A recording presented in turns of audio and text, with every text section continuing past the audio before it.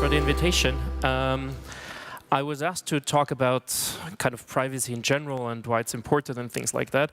To probably start out, I was studying in California for half a year, and it was kind of interesting because there were a couple of people from big companies. Most of the companies said, please don't tell anybody what we're telling here, so I respect that. Only Facebook didn't really have any privacy claims of their own, so they were telling us about how they treat European data, and the gist of it was not explicitly said that way. But the gist of it was, you know, the Europeans don't do anything about all their law anyway. So if you just violate these laws, nothing is going to happen. And that's more or less what we do. They didn't know that a European was in the room. So that kind of started my career of looking into privacy stuff. At the time, I made an access request with Facebook. So everybody has a right to get a copy of their data from any company. And at the time, I got a PDF file on a CD of 1,200 pages. And it was kind of interesting because I only used Facebook like once a week for 3 years, and you still had like 1,200 pages. And I looked up, you know, how much data did, for example, the German secret services have about like really important people, and then you're around 2,000 pages, something like that. But that's about the amount of data that Facebook just collected from me in 2011 within 3 years. So you have an idea of how much data there is, even though it's different quality of data probably. What's especially interesting, or what was especially interesting in that data, is you see it actually up there. It says deleted true. A lot of the deleted data was still there. So they just flagged it as deleted, said someone deleted it, but it's still here. So you don't see it on the screen anymore, but suddenly I got all this deleted information back. I put all of that online and thought, you know, that's kind of a fun story. Let's have a little web page. And I think a couple of weeks later, we were like on the front pages of most European news,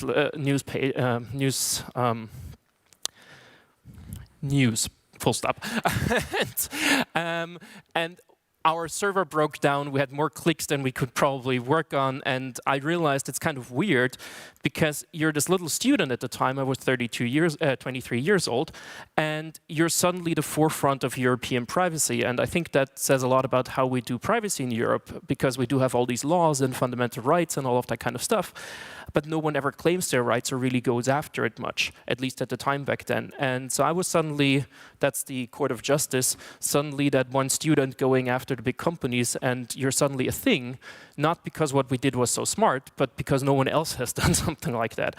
And you get these weird pictures I pull it up online. You're suddenly, as a student, sitting there and you have half the world media in front of you asking you about privacy just because you once said, you know, I would actually like you to comply with it. That would be cool. And yeah, suddenly end up being that privacy hero.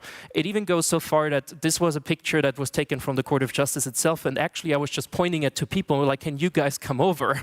And they even tried to make it a victory then and, you know, make you that hero somehow. So it's kind of weird in which situations you get into. That's a bit like personal background. I just wanted to talk more about privacy in general. And obviously, the whole topic comes up because we have all these new technologies. And one part of new technologies is how we balance that against our freedoms. And just to start off, it's very important to me. I was that kid that was taking apart his computer himself, that, you know, programmed his own web pages and so on. And most of the privacy people are like that. They see the freedom in a lot of the tech. If you look at, for example, minorities that can suddenly connect online that weren't able to do that before, freedom of speech possibilities and so on. So there's a lot of freedom in technology. At the same time, this freedom can also be under pressure from a lot of that technology. And I think that's interesting to talk about, especially if you go into that area of privacy, which is only one small part of this freedom debate. So I just wanted to frame that there's actually a much bigger picture. I'm basically just going to talk about that privacy part of it. To probably introduce you to the privacy debate a bit is, I think, it's always important to think about two different levels of privacy that we usually have. There is this idea of being surveilled, or the feeling that someone may look at you. A perfect example are these panopticon situations where these are prison cells. That's an old prison in Cuba that doesn't exist anymore. But basically, there's only one guard in the middle, and probably hundreds of people that are in these prison cells. And that guard could not possibly surveil everybody. It's impossible. But the people in the cells have the feeling that they may be looked at in this moment. And that changes their behavior. And I think that's the first level of privacy that's always important to think about. It's oftentimes not actual misuse of data, but the change of our behavior once we feel we're not necessarily private. And that's the first level of privacy. The second level that we usually talk about much more is if there is actually a consequence, if there's a data breach, if your credit was denied, if there's something in a database that is wrong where you have a consequence from. And that's not the most of the cases we deal with. We actually oftentimes deal with the first layer more than the second layer. However, this layer is easy to understand, a credit was denied, while the first layer of just this feeling of surveillance is a very abstract kind of phenomenon that's usually hard to explain. To kind of boil it down, I made, for example, an access request for a CCTV camera in Vienna. That's a electronics store. And a lot of the CCTV at the time, you will probably hardly recognize me on that picture, is not working because you can actually find that guy that stole something for 20 euros because it's not even worth the effort to even dig up that picture. But the feeling of surveillance changes people and probably makes sure that they steal less. So you have these two things even with something simple like CCTV. What a lot of people then say is, actually I have nothing to hide. This kind of argument gets less and less, but it's still around, and the feeling is, what is really the problem? And I think something that is important to note is that a lot of the privacy rights are kind of meta rights. They are important so that we can exercise other rights that we feel about probably a bit stronger. Typical example is the freedom of speech. If I'm in a confined space, if I talk to my friends, to my peers, then I'm usually much more open in what I say than if I'm probably out here on the stage. And that privacy is necessary for us to probably strive, explain, and say all these things. Actually, my favorite example for privacy is usually anything that's sexual or relationship-wise. Because here there's no logic behind it. There's not really any logic why you cannot have sex on the street. So far, no one could ever explain the logic behind it to me. It's totally cultural. It's something that we as humans feel is private, that is, cozy at home. But there's not really any logic behind that part of privacy. And that is something that I think is oftentimes important to accept, that not everything that we feel we want to keep to ourselves is necessarily logical. It may just be our culture that feels this is now my own space and not yours. Something that's very logical and very traditional is the privacy in the voting booth, for example, because we only vote really freely if we know that no one is looking. So in Austria, we had a lot of fun when Trump was elected, because in the US, they were like, oh my God, people polled differently than they voted. So they didn't tell pollsters that they actually vote for Trump. Now in Austria, we have that phenomenon since the 90s, right-wing parties. And the polling, we actually have a factor we put in for the right-wing party because we know people do not self-declare they vote for the right-wing party. They only do that in the privacy of the voting booth. And that changes that behavior. Also related to Trump and the privacy in the voting system is probably the reason why this picture got very much excitement around the world. Because you see how privacy is more limited here. It's just 0.5 meter high compared to European voting booths. And I'm still wondering what she actually voted for, but let that be another story. Another element of privacy is that a lot of this information is power today. So as we're moving into an information age, it kind of becomes obvious that information becomes more and more and more powerful. And that's mainly because we can process the information that we weren't able to process before. So the information was oftentimes there before, but it was too hard to actually use it and be more powerful through that information. And if you think about your life a bit like a poker game, it's probably a bit of an extreme view, but a lot of our interactions are a bit like a poker game. For example, if you hire for a new job and you don't know, do they have another candidate that fulfills the criteria as well? How far can I go up with the money I'm asking for? That's a lot of if I know they only have one person, then I'm probably going in a totally different way into negotiation about my salary than if I know they have actually 5 people and I'm just the 3rd candidate on the list. And that's a pure difference in what your views are or what your power is only by that little information. To make that a bit more concrete, the airline industry had the idea, they dropped it later, that you may only get airline tickets anymore if you first register with your name. So instead of searching online and get different prices, you would get a price dependent on your name, your frequent flyer number, all of that. And the idea behind that was rather simple. To give you a simple example, I was in Washington on Friday and I had to be here and I had to be here today. That's only 2 calendar entries. It's not a lot of information, not very personal. I think that's even online. But if SAS would have known that that's the reality, and would have tagged it to my price, then suddenly my flight would have probably been 200% more expensive. Because they would have known, it's 2 conferences, so probably someone else pays for this flight, not that guy himself.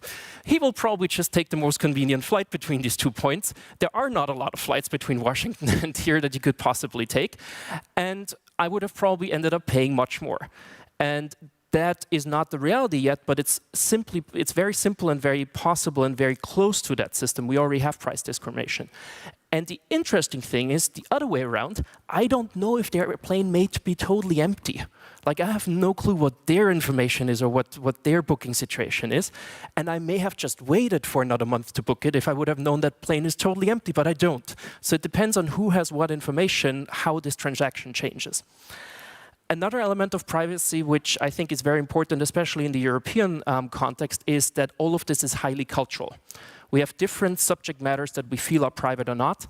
To give you an example, there is a wonderful part of a Supreme Court ruling from the United States when they had to decide the first time about privacy in telephone communications.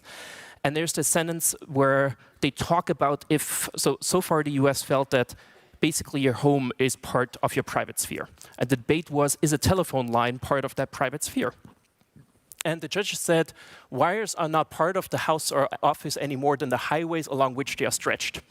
So they basically said your phone conversation is as private as a highway.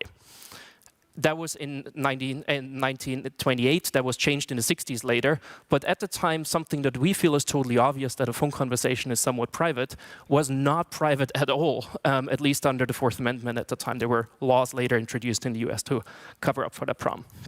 At the same time, already in the 80s, the Germans were, for example, very progressive in their rulings on a right to informational self-determination that they got out of the right to dignity. So there's a lot of progressive stuff here. Also, culturally, what was interesting, we had these debates around GDPR, and I was rather involved in that. And one example that I had to put into the presentation was usually the Swedish tax records. That always came up in Brussels, because there was this, like, even the tax records are public there, and that's crazy. And how is that ever going to comply with GDPR and transparency? And there's, like, this cultural fight there. At the same time, for example, we got it as Austrians or Germans oftentimes because we have this registry system, I don't know if that exists in Sweden as well, where you have to register your home address with the government as soon as you move.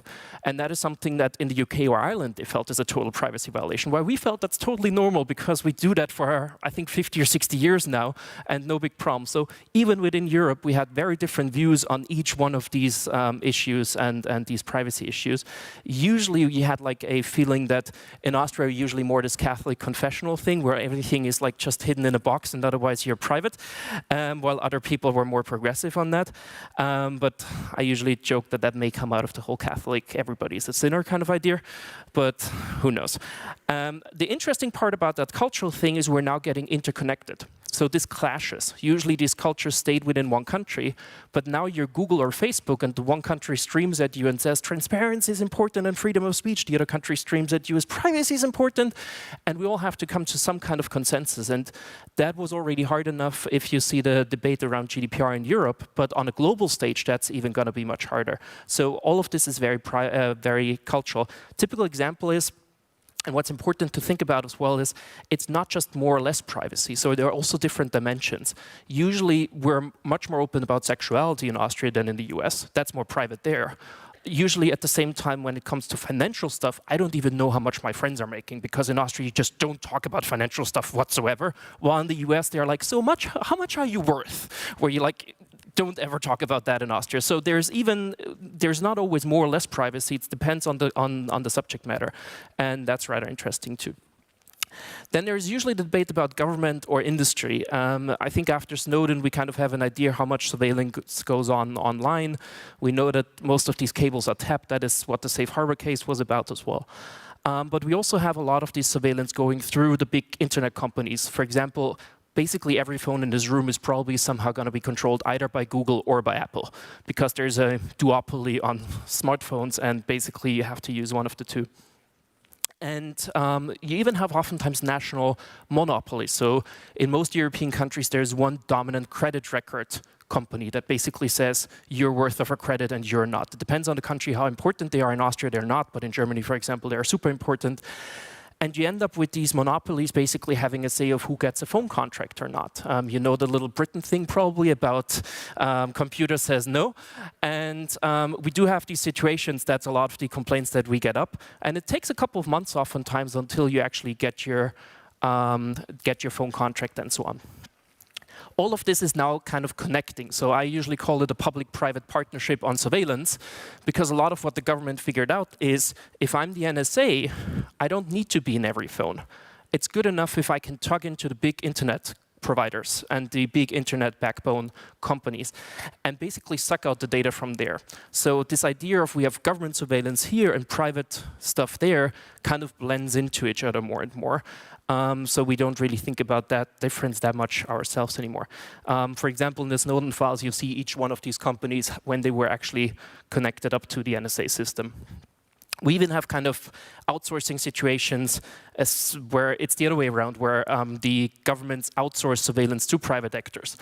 At one example, I borrowed money to a friend in the US because he didn't have money and his credit card was gone. And I was like, I'm just going to take $200, put it underneath your door in the hotel, and just gonna put that in an envelope. And we were joking about it because like $200 in cash in the US is like almost drug money or really suspicious. And a week or two later, I got a phone call from my bank and it was like, Mr. Schrems, you have a very weird transaction here.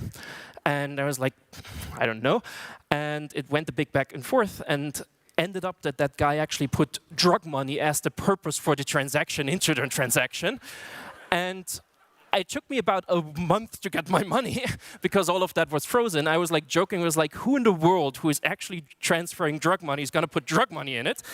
But turns out governments basically require banks to scan all these elements and figure out if there is anything like that, which is also kind of a type of surveillance. I mean, in this case, it was funny and wasn't a big issue.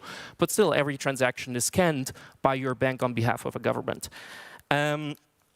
I think all of this, what we try to kind of accomplish or look into is what I kind of call informational redistribution. That may sound like a big word or so, but basically the question is, if we're in an information society, who has the power over what information?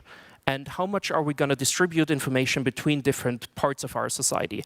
And that's very similar, like in a capitalistic society, how do we distribute wealth? We usually do that with taxes and social benefits for someone else, because that's so far the most powerful thing we usually have is money.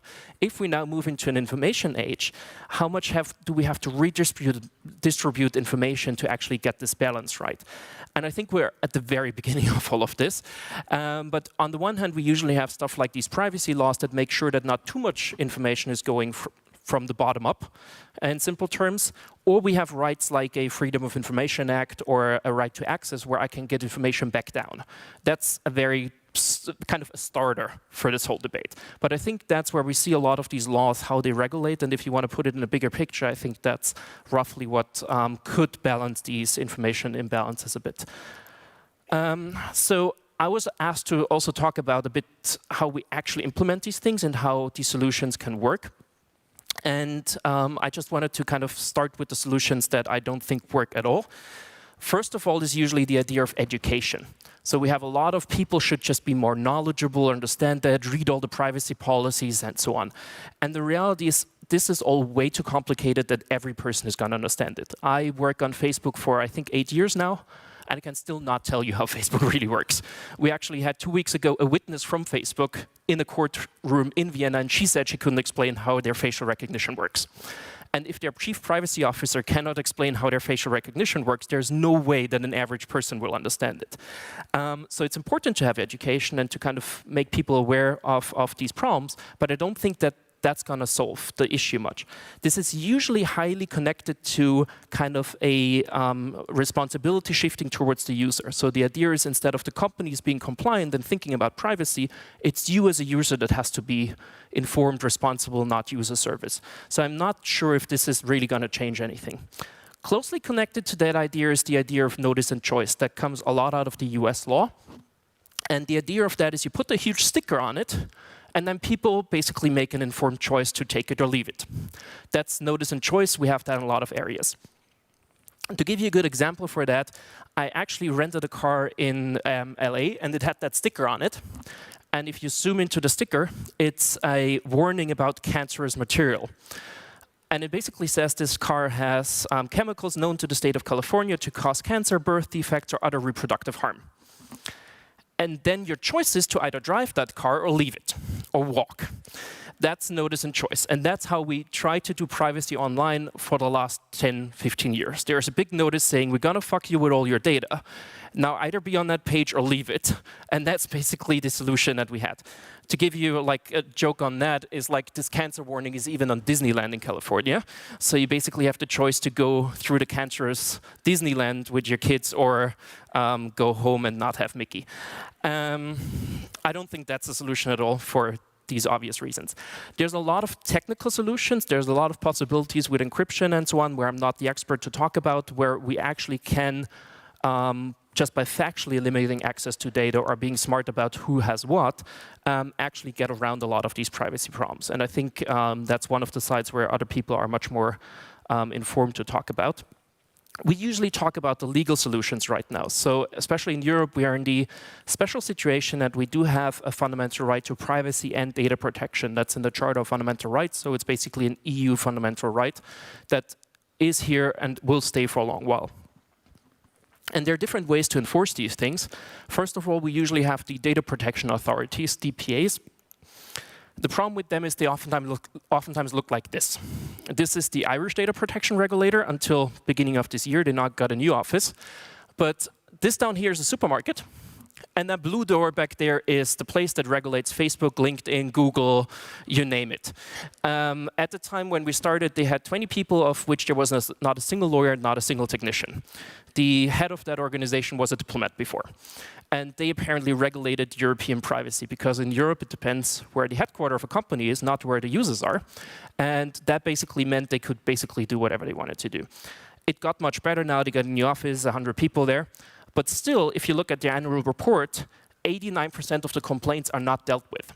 So you do have a fundamental right to privacy, and you can complain to that office, but only 2% of the complaints are actually taken in. And that means it's a bit like a fundamental right to vote, but just in 98% of the times, there's just no voting booth. That's a bit how we do privacy right now in Europe. So what we try to do is to be a bit smarter. There are certain doors and ways you can get through. The whole European system is a bit like a maze, but there are ways to go through authorities that are more likely to actually get something done. There is also now on the European level a board that regulates these different countries if they don't really do their stuff.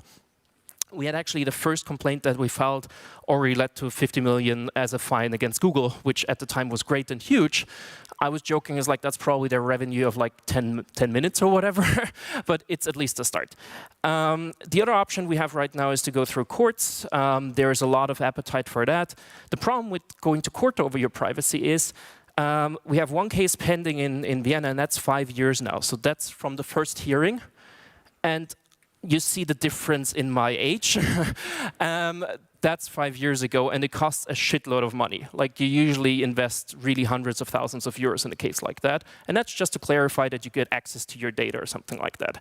So what we're looking into a lot now is different types of collective redress. So the idea that if 100 people get together or 1,000 people get together and claim their rights, then it's much more likely to get anything done.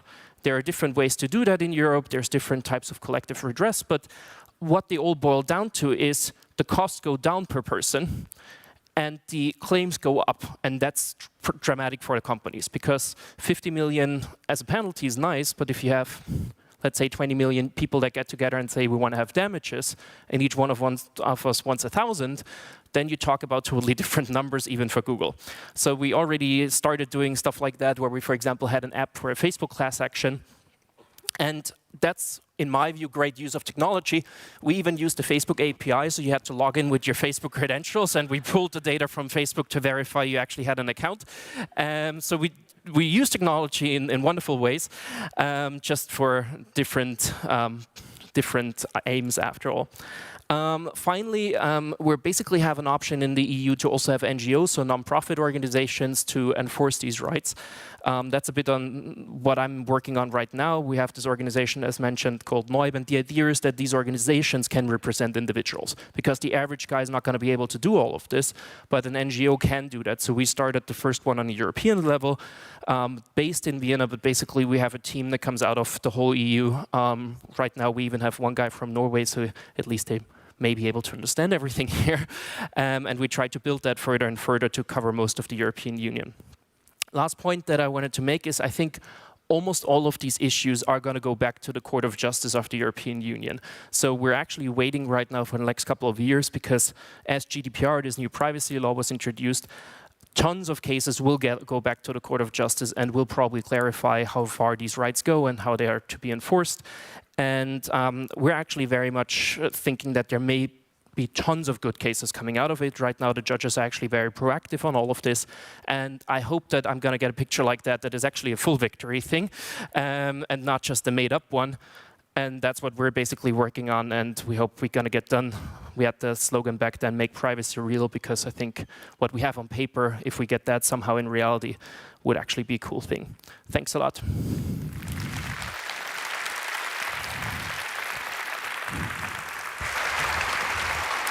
Thank you so much. Please have a seat. Thank you for this excellent and very interesting presentation. Yeah, we have a bunch of questions for you, of course, because this is going to be really interesting to talk about, to discuss further. I'm curious. I mean, first of all, I mean, you're working to increase or protect individuals' online privacy, right? And some would argue that the best approach is the technical solution or other ways. Why is it that you believe in the legal approach, per se? I think to a large extent it's because you're a lawyer and you try to work in your area that you know of. But there are certain situations where other people simply need your information. It's not like they shouldn't have it. The big issue in GDPR is what they use it for. That's what we call purpose limitation, probably a very legalistic term. But the idea is, for example, if I share very personal stuff with my doctor, I like that doctor to have even more of that personal stuff to help me. But I probably don't want that doctor to share it in the next restaurant and tell everybody else about Max's proms over there. So that's what we call purpose limitation. You give information for a certain reason, and you're totally happy with the other person having that information, but you don't want it to be misused for something else. And that is something that the law can, for example, do quite well, where we can say you get that information, it's okay that you have it, but you're then not allowed to do evil things with it. And there is oftentimes not a lot of technical ways to do that, really.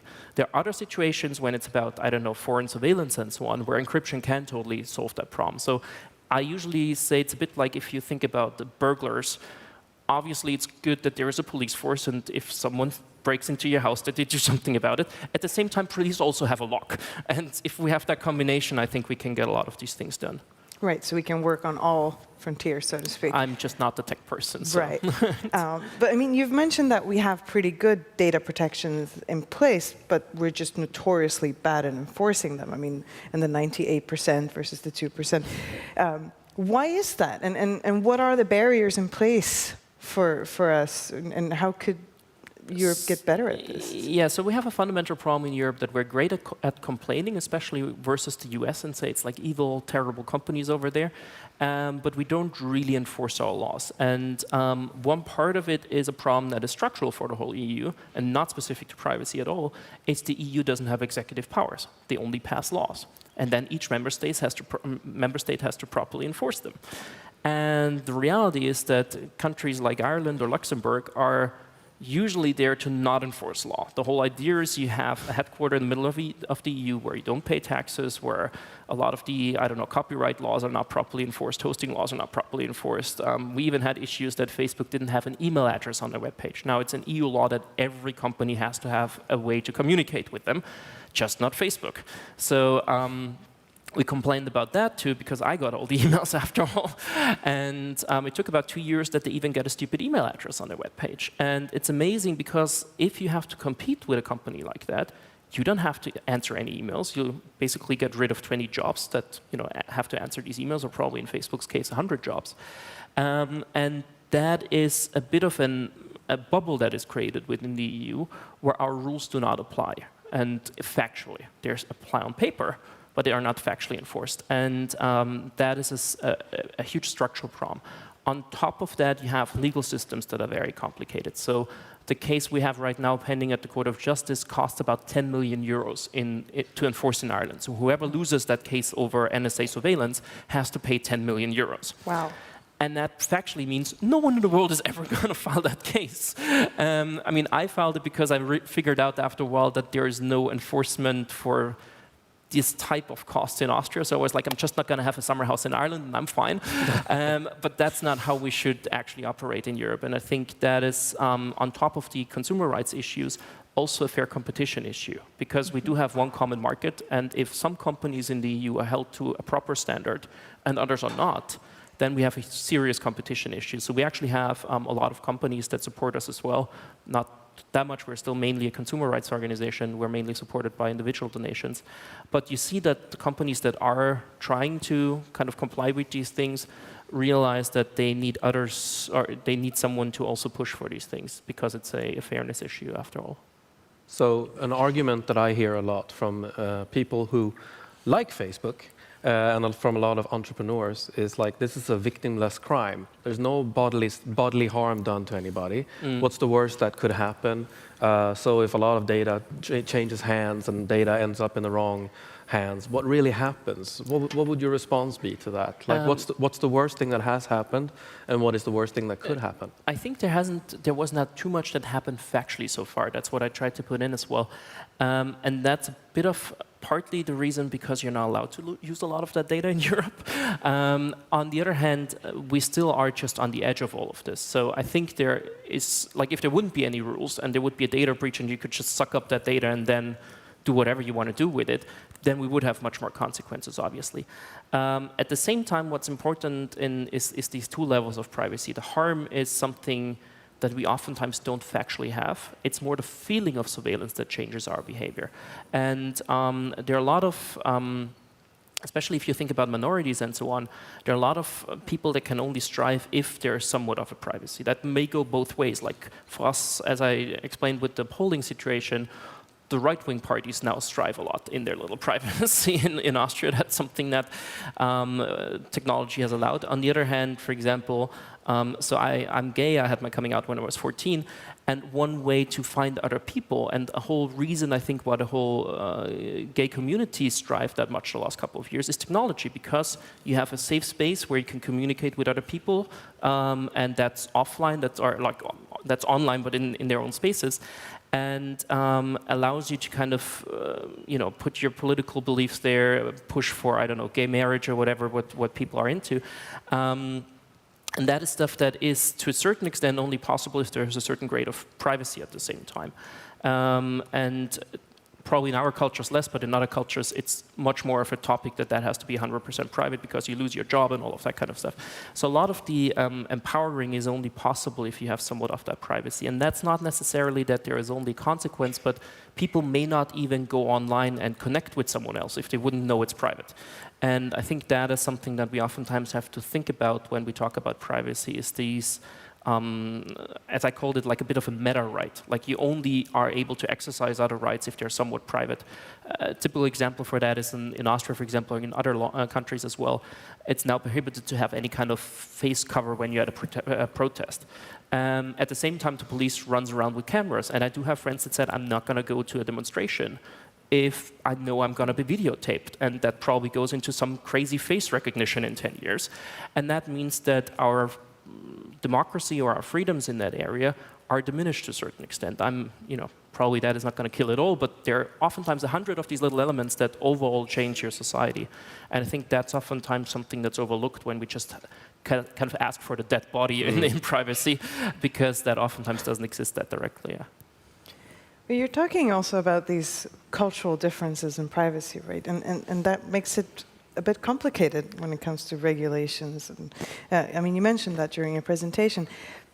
Do you believe that there is a one-size-fits-all? No. And how should we deal with that then? How are you dealing with this? I think to a certain extent we have to recognize that we'll have to have different sizes globally, and that we have to just recognize that there's different feelings around that. I think certain things are shifting. Just the fact that there is social media and Twitter and people put stuff out changes our societies as well. And that our privacy perceptions may change over that. And that's fine too. Like if the majority view is, if I'm naked online, that's fine because I post my dick pics myself. Then that's probably the new social norm. I don't know if that's what I would go for, but we're not there yet, definitely. And as far as we still have, and if you look at polling and research, we have a huge majority that says I want to be protected better online, not less. I think as long as that's true, we basically owe it to democracy and a rule of law situation that this is then properly enforced. And I think that's part of what we're trying to do there. The whole idea that people care about privacy, and you were saying now that there's a movement towards wanting more privacy, not less. Do you feel that people understand what it means? Like what is it that they're actually sharing online? Because that's something that we at the Internet Foundation in Sweden is trying to work with, is raising people's awareness of what is the data that you're sharing and what could it possibly mean? Because the way we see it is that most people actually don't care. They're using the I don't have anything to hide argument, as you were saying. But how do we raise just the awareness? You're saying that you don't believe in education. Well, what then? What should we do? Don't get me wrong. I don't believe in no education. I think it's not going to win the battle. Right. And I think that's important to differentiate. I think education is a big part. It's interesting, however, that, for example, if you go to schools, usually the kids are like, oh my God, my grandma puts crazy stuff online, and she doesn't even know how to do the privacy settings. While if you talk to older people, like, oh, my kids do crazy stuff. So it's kind of interesting that everybody accuses each other of not getting it right. But I think awareness is a big part in that area where you're able yourself to control what you put online. So that's one part. And that is something where education is important and where you can control, what do I share online, when do I want to delete it, stuff like that. However, a big part, if you really dive into that debate, is not what we see on the screen, but what happens in some server in the background. So my credit ranking is usually not done on what I share, but on some weird analytics that goes on in the background that I oftentimes have never even remotely put data in or even agreed to. And that is the part that I think is especially interesting, and that's very hard to explain to people because it's super complex. And I honestly don't have a full answer on how to cope with that. Other than that, we get people to have a certain stomach feeling around it, to have an abstract feeling of, do I want that or not? That's, I think, what awareness can also do. Like, that's where education is helpful. But I'm usually comparing it to, I don't know, climate change or whatever. I have the feeling that we should do something about it, yes. But do I really know how all of these models work and what, how many, cubic meters of ice are going to melt if I don't know, take this flight back to Vienna or whatever? No, I don't. So I think we have to be realistic about what people can understand and can process, get it that far, but then have experts to actually work on the details of it. And that's how we approach almost any problem in life, because all of these problems are way too big for anybody specifically to answer. And it's similar, like I usually compare it to building codes. Like we all sit in this great hall, but no one of us has checked the foundations here, and no one would ever say if this collapses now that it's your fault you haven't checked that. But that's interestingly what the industry managed in the privacy world. Like I get that even from journalists, the first question is, shouldn't the users read it all? And they have clicked yes, didn't they? And it's a bit like, shouldn't the people here in the audience have checked the food before they ate it, and kind of really didn't they agree by eating it that they may get a stomachache tomorrow? It's not how we regulate anything else, from food safety to, I don't know, building safety or so on. Just interestingly, when it comes to privacy, this argument kind of prevails because I think it came strongly out of actually the background is the California Business Code, because it requires these notices. And that manages this responsibility shifting, where suddenly a 70-year-old lady that wants to see the kids' pictures and therefore logs onto Facebook suddenly should actually take the responsibility for everything Facebook does. And it's weird. We don't do that anywhere else but in privacy. And that's one of the things we try to fight the most, that this feeling of it's your fault, you did it wrong, when actually it's companies probably fucking you quite well on that data and not really giving you any even option to protect. That's another thing, is like if consent is really done in a proper way, which you can do, if you have inline consent, there are a lot of ways to really do that in a proper way, where if you use a product the first time, there's a pop-up saying, do you want A or B? And then you can say A or B, then it's actually really your responsibility. But usually it's a pop-up saying, 20 pages, agree here, no other option, and that's not really anything that... Or no Mickey.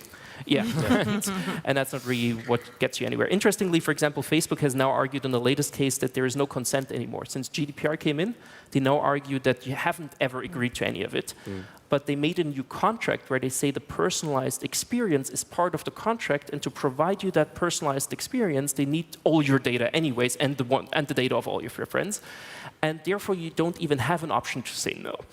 Which was an interesting, like it's a bit of a legalistic thing, but they basically said we move consent into the contract and therefore you don't have any consent anymore. That's like what they then do in practice and still say it's your responsibility at the same time.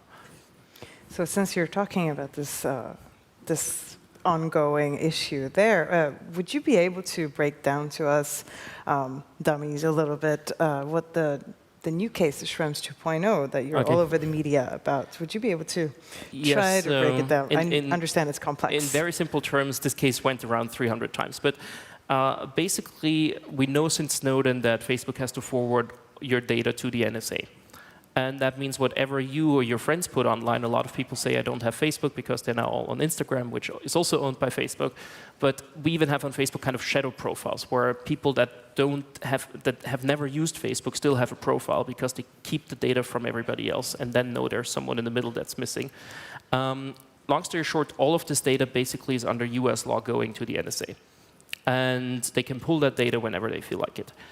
That's a violation of EU fundamental rights. So technically, if you're in Sweden, you have a contract with Facebook Ireland. Facebook Ireland is an EU company and has to abide by all of these rules, but they're still sending all the data primarily to the US and to Luala, or however it's called, where this data center is here in Sweden. But that's only one part of it. Luleå. Luleå. There you go. Yeah. and my Swedish. Good try, though. Good try. Anyway, so the story is basically, in the EU, you're not allowed to send data abroad unless you can guarantee that your privacy is respected abroad. So there's basically a export control on data, if you want to call it that way. And the law says unless you can actually guarantee your data is secure in the US, you cannot export it. Facebook still sent the data to the US, knowing that it goes to the NSA, and said, no problem, there is no NSA. That's fundamentally what the case is about. Back then, they did it under one instrument, which is called Safe Harbor. Now there's a new instrument called Privacy Shield, and a third instrument called Standard Contractual Clauses. That's all legalese. But basically, these are the pieces of paper you have to sign to send the data over to the US. And our core argument in all of this is the law says you're not allowed to send it over if you know it goes into mass surveillance. And you do exactly that, so whatever piece of paper you signed here is irrelevant.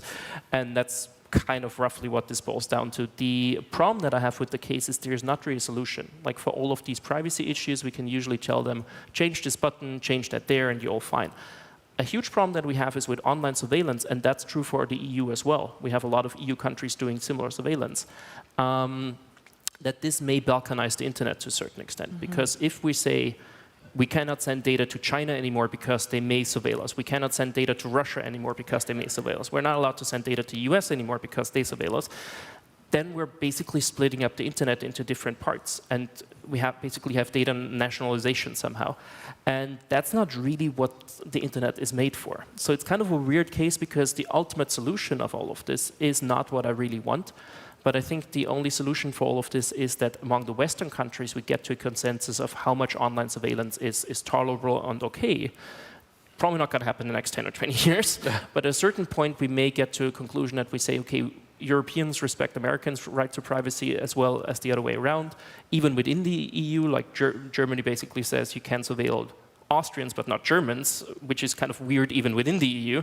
And that's stuff that we'll have to look into in the long run, especially when data becomes a huge asset. What in this case is probably important to add is we're not only talking about privacy. We basically talk about espionage, about sanctions that are enforced. So for example, Austria has a lot of trade with Russia, with Iran, and these things are oftentimes on the US sanctions list. So our companies may simply suffer when that data goes abroad because they will get sanctions from the US.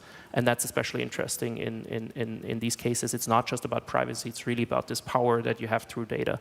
And if foreign governments get that data, then you may sometimes be in a weird situation as a European company. You might not want to answer this question, or maybe you do, but do you use social media yourself? I do. And what's important to me, I mean, in this presentation, it was not a lot about like the factual violations of Facebook that they have. I could talk about that for an hour. But I think what's important is I still use Facebook not that much because it's just the content got boring on there. It's mainly advertisement, but for example, Twitter. And I think it's important that we own these places still. Like that we don't say, you know, there's privacy issues, let's go back to our little dark cave and just have a landline telephone and not use it. All of this technology is really great, it's empowering. But we have to make sure that it's also, that the dark sides of it are probably pushed back a bit. And I think that's, as with any transfer in technology, there are tons of good things. There are tons of, like, industrialization gave us the world as it is today. But still, workers' rights were a good addition to it. Mm-hmm. And I think that's a bit how I look at privacy, that the core idea of all of this is great and we should totally use it. But we also have to talk about some issues that come with it and how we can solve them. And I think they're totally solvable. Sometimes we may need to push a bit in a couple of courts to get it solved after all. Thank you so much, Max. And please stay with us as we switch to Swedish for the last few sentences. Thank you. Thanks.